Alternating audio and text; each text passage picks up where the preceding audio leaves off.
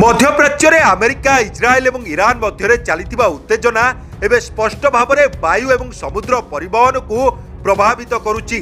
अनेक आंतर्जातीय विमान गुड़िक बातिल किंबा स्थगित रखा जायछि, जाफल बहु संख्यक भारतीय यात्री फसी रही। भारत सरकार निजर नागरिकों सुरक्षित प्रत्यावर्तन सुनिश्चित करने स्वतंत्र उड़ान परिचालना आरंभ कर आवश्यक हेले भारतीय नौसेना स्थानांतर कार्य सक्रिय भूमिका ग्रहण करने को प्रस्तुत रही। भारतीय नौसेनार गाइडेड मिसाइल विध्वंसक आईएनएस सूरत को वर्तमान ओमान उपसागर निकट में मुतयन कर रिपोर्ट अनुसार परिस्थिति खराब हेले युद्ध जहाज शीघ्र स्थानांतर कार्य जोगदे पारिबो।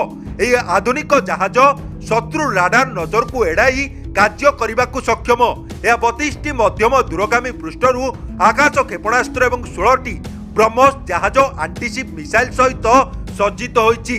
आडेन उपसागर भारत पाई रणनैतिक भाव में गुरुत्वपूर्ण, कारण देशर सामुद्रिक वाणिज्यर एक गुरुत्वपूर्ण अंश सुएज केनाल एवं लोहित सागर देई यह मध्य गति करिथाए। जदि यह मार्ग बाधाप्राप्त हुए तेबे जहाज गुड़ी को आफ्रिकार दक्षिण प्रांत केप ऑफ गुड होप देई लंबा रास्तार यात्रा करने को पड़िबो, जहाद्वारा समय और मूल्य उभय वृद्धि हेबो। मध्यप्राच्य में बढ़ुवा उत्तेजना को दृष्टि रखी भारतीय नौसेना सतर्क रही।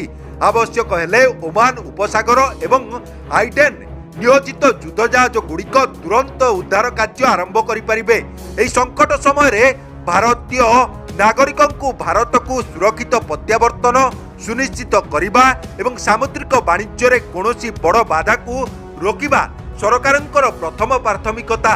ब्यूरो रिपोर्ट, सत्य खबर ओडिया। गौरवे कहूची मु ओडिया, मो सहर मो खाद्य भारी बढ़िया। जगा को समर्पी आरंभ करिछु तारिणी को जाची देई नड़िया। सत्य संधान संकल्प नहीं सस्ता खबर को एड़े दे आपणक हृदय रे बनईचु स्वतंत्र परिचय। राजनीति, खेल, कूटनीति, संस्कृतिर विश्लेषण केवल आपणक प्रिय चैनल सत्य खबर ओडिया रे।